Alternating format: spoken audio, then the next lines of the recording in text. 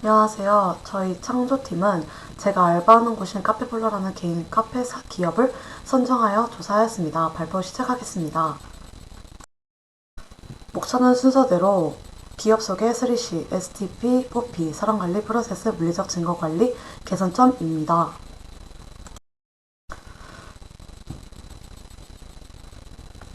첫 번째 저희가 선정한 기업은 카페폴라라는 개인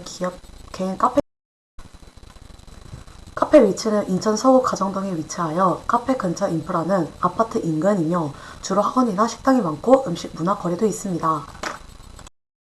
다음으로는 시장 규모에 대해 알아보겠습니다.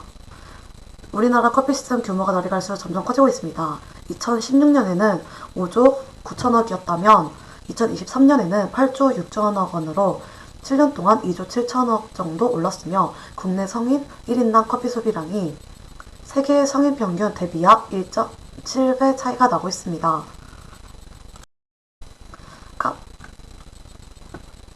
3C 분석입니다. 카페폴라의 주 고객은 주로 주부나 학생, 근처에 사는 동네 주민들이며 성별은 남성 비율보다 여성 비율이 높고 40대가 많으며 카페 방문 빈도수는 주 2회 정도입니다. 카페폴라의 인기 디저트 메뉴는 버터바, 초코바, 바스크 치즈케이크가 있으며 음료는 아이스 아메리카노와 피스타치오 크림라떼가 인기 메뉴입니다. 다른 카페와 다르게 카페폴라만의 특별한 메뉴를 추구하여 다양한 세대의 소비가 주를 이루고 있습니다. 카페폴라의 고객 니즈는 먼저 다양성은 15가지 종류의 디저트가 있으며 오우고, 모모라, 디카페인까지 3가지 원두가 있어 취향에 맞게 원두를 선택할 수 있습니다. 차별성은 카페폴라에 판매하는 아메리카노는 원두를 믹서기에 갈아 커피를 내리기 때문에 일반적인 아메리카노와 다르게 더 특별한 맛을 내고 버터바와 초코바를 주력으로 판매합니다. 그리고 전문성을 갖춘 스페셜티 그리고 디저트, 베이커리로 소비자들의 니즈를 충족시키고 경쟁력을 확보하고 있습니다. 카페폴라는 애견 동반이 가능한 카페로 애견인과 강아지가 같이 편하게 쉴 수 있는 공간이며 편리성으로는 배달 어플을 이용해 카페에 직접 방문하지 않고 카페폴라의 메뉴들을 집으로 배달시켜 먹을 수 있습니다. 다음은 카페폴라의 수업 분석입니다. 먼저 강점은 트렌드에 맞는 다양한 디저트, 고객의 높은 충성도와 카페폴라만의 특별한 메뉴로 고객의 호기심을 유발합니다. 약점은 개인 카페이다 보니 기업 인지도가 약한 편이며 카페 위치와 높은 인건비가 제일 큰 약점으로 볼 수 있습니다. 기회로는 확보 가능한 잠재 고객 집단, 디저트 제과에 대한 고객의 관심이 증가하고 카페 시장이 과거에 비해 빠르게 성장하고 있습니다. 마지막으로 위협으로는 주변 프랜차이즈 카페 다수 포진과 산업 주기상 변화 또는 불경기에 취약하며 프랜차이즈 카페 창업수가 증가하고 있습니다. 전략 방법으로는 회원 등급에 따른 할인율과 구매 포인트, 적립률 차등도 가치 기반 마케팅 중 하나이며 높은 가치 기반으로는 고객 니즈에 대한 서비스 수준 충족, 필요한 만큼 비용 지불과 투자를 하고 이탈률과 서비스 만족도를 중요시해야 합니다. 중간가치 고객은 연관 상품 구매 등 반복 구매를 촉진하거나 고객이 하나의 카테고리 상품 서비스를 구매했을 때 다른 카테고리에 대한 상품도 구매하도록 유도해야 합니다. 마지막으로 낮은 가치 고객으로는 교정 관리에 집중해야 하며 니즈 혹은 지불 의사에 따라 서비스 수준과 숙성을 차별화할 필요가 있습니다. 카페폴라의 경쟁사로는 바로 옆에 위치한 컴포즈 커피입니다.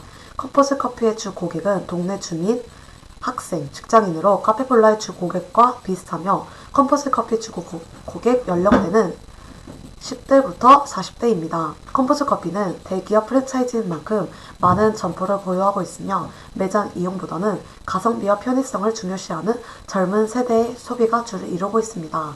컴포즈 커피의 브랜드 컨셉은 다양한 음료와 아라비카 원두, 컴포즈 커피의 핵심인 대용량 사이즈와 저렴한 가격 제공이 있습니다. 카페폴라와 컴포즈 차이점을 리뷰 사진을 비교하면서 설명하겠습니다. 먼저 왼쪽 사진을 보시면 카페폴라는 시그니처 커피와 디저트가 맛있다는 의견이 압도적으로 많은 걸 보실 수 있습니다. 특별한 메뉴로 고객을 이끌고 있음을 알 수가 있고, 오른쪽 사진을 보시면 컴포즈는 커피가 맛있다는 의견이 많지만 가성비 면에서 고객을 이끌고 있음을 알 수 있습니다. 메뉴와 아이템의 차이점으로 카페볼라는 디저트와 특별한 메뉴가 중요한 차별화 포인트 반면 컴포즈 커피는 커피 자체의 맛과 가성비에 중점을 두고 있습니다. 고객층으로는 카페볼라는 디저트를 즐기고 싶은 사람들 혹은 특별한 메뉴를 찾는 손님들에 선호할 수 있으며, 컴포즈 커피는 저렴한 가격에 좋은 커피를 원하는 소비자들에게 인기가 많습니다. 다음으로는 브랜드 이미지로는 카페볼라는 조금 더 프리미엄 또는 특별한 경험을 제공하는 브랜드 이미지가 강하고, 컴포즈 커피는 실속과 가성비를 강조하는 실용적인 브랜드로 인식됩니다. 두 브랜드 모두 커피에 대한 강점을 가지고 있지만 카페볼라는 디저트와 특별한 메뉴로, 컴포즈 커피는 가성비와 커피 맛으로 각기 다른 고객층을 타겟팅하고 있는 차이점이 있습니다. 다음으로는 카페볼라의 SPT 전략입니다. 먼저 시장 세분화는 안구 통계적 세분화와 심리적 행동적 세분화가 있습니다. 안구 통계적 세분화는 10대부터 30대로 중상층 이상의 소비자가 있으며, 심리적과 행동적 세분화에서는 디저트나 음료를 선호하며 매일 커피를 마시는 디카페인 애호가가 있습니다. 디저트를 좋아하는 트렌드, 신메뉴에 민감한 SNS 이용자가 있고, 애완동물과 카페를 즐기고 싶은 애견인이 있습니다. 타겟팅으로는 비차별화 전략은 제품 표준화, 대량 생산, 유통, 판매 등을 안 해도 돼서 비용을 절감할 수 있다는 장점이 있습니다. 차별화 전략으로는 다른 카페와 달리 디저트나 음료로 소비자를 확보해 매출액과 이익을 증가시킬 수 있고, 집중화 전략은 시장 안에서의 강력한 위치를 점유가 어렵지만 대기업 경쟁사 진입도가 쉬워서 위험이 분산되지 않을 경우 시장의 불확실성으로 높은 위험을 감수해야 합니다. 그리고 주변 인프라를 고려하여 디저트를 좋아하는 여고생으로 타겟팅을 했으며, 포지셔닝으로는 카페볼라는 시그니처 커피와 시럽을 수제로 만들고 쫑코바와 버터바가 동네 부근에는 없고 폴라에만 있다는 인식시키기 위한 디저트로 차별화와 전문화를 맛으로 포지셔닝할 수 있습니다. 다음으로는 직접 제가 사장님과 인터뷰를 해봤는데요. 카페 이름을 이제 카페볼라로 지은 이유로는 사장님이 곰을 좋아하셔서 정한 걸 아실 수 있었고요. 그리고 디저트는 공방에 가서 직접 만들며 음료 레시피도 다 사장님이 만들며 시럽이나 크림도 수제인 걸 알 수가 있습니다. 사장님은 지금도 메뉴를 계속 연구하고 계십니다. 그리고 또 사장님의 취미로는 이제 카페 홍보를 위해서 이제 유튜브도 찍고 있어요.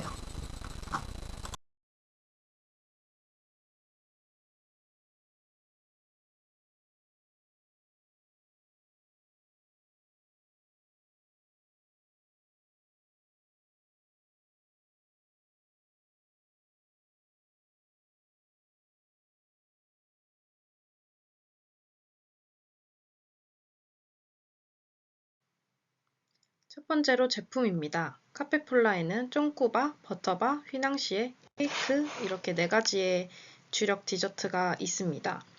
이 모든 디저트는 고객이 주문할 때마다 신선하게 포장되어 제공됩니다.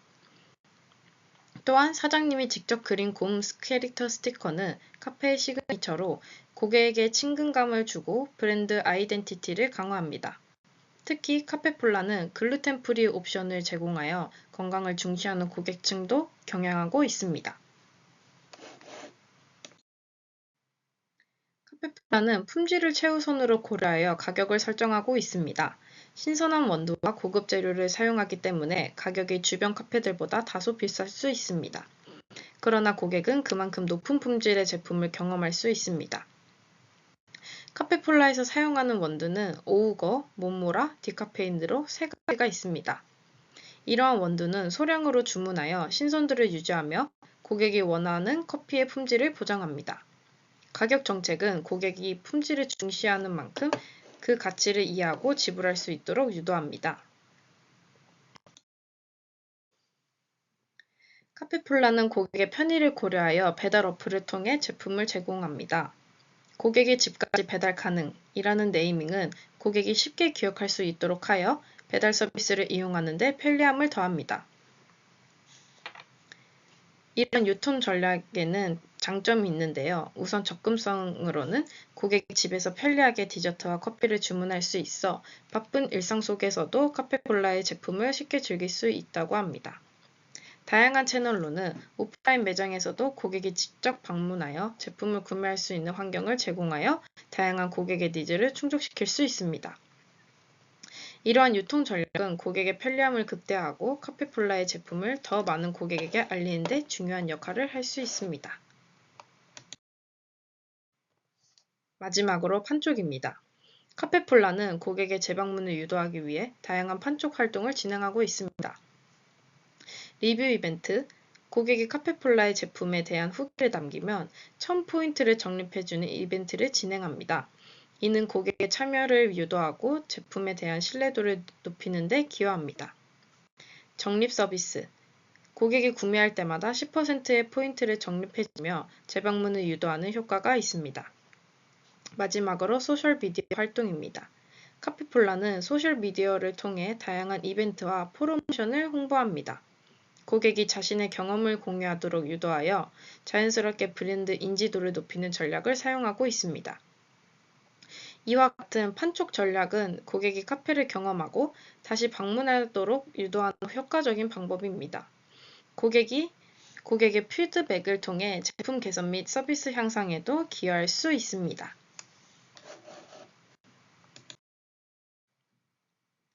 다음은 사람 관리입니다.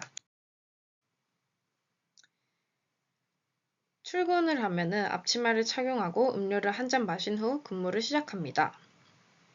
손님이 디저트를 구매할 때 50% 할인 혜택이 제공됩니다. 근무 수칙으로는 모든 레시피는 계량하여 정확하게 제조해야 하고 손님이 적립을 원하지 않을 경우 본인의 포인트에 적립해서는 안 됩니다. 가게 내 도구 및 기구는 레시피 제조 시에만 사용해야 하며 가게 재료나 비품에 손대지 않아야 합니다. 음료를 잘못 제조했을 시 노트에 기입하고 사장님께 알려야 하며 이는 재고 파악에 혼란을 줄이기 위함입니다. 지인 방문 시 모든 지인은 손님으로 간주되며 함께 놀거나 서비스를 제공하는 것은 불가능합니다.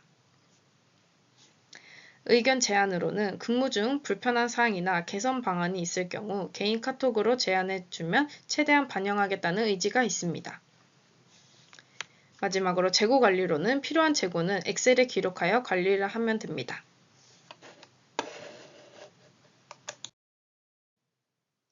여섯 번째로 프로세스입니다. 서비스 프로세스는 고객에게 원활하고 만족스러운 경험을 제공하기 위해 여러 단계로 구성되어 있습니다. 우선 서비스 제공을 위해 필요한 모든 준비를 해야 합니다. 이는 직원의 복장과 용모를 점검하여 전문적인 이미지를 유지하는 것을 포함합니다. 그 다음 고객이 방문할 때까지 대기합니다. 이때 직원은 친절한 태도로 고객을 맞이할 준비가 되어 있어야 합니다. 고객이 가게 안으로 들어와 포스기 앞에 도착한다면 직원은 고객에게 다가가 이쪽에서 주문 도와드리겠습니다 라고 안내해야 합니다. 고객이 포스기 앞에 서면은 직원은 두 손으로 공손하게 유도하며 감사합니다, 어서오세요 라고 인사해야 합니다. 그 다음 고객이 주문을 시작하면 직원은 고객의 요청을 경청하고 필요한 경우 상세한 요청을 확인합니다. 주문 내용을 복창하여 고객에게 주문하신 땡땡 맞으실까요? 라고 질문하여 정확성을 기합니다. 마지막으로 주문이 확인되면 직원은 계산 도와드리겠습니다 라고 안내하며 결제 과정을 진행합니다. 이러한 단계들은 고객에게 친절하고 전문적인 서비스를 제공하기 위해 필수적인 단계라고 합니다.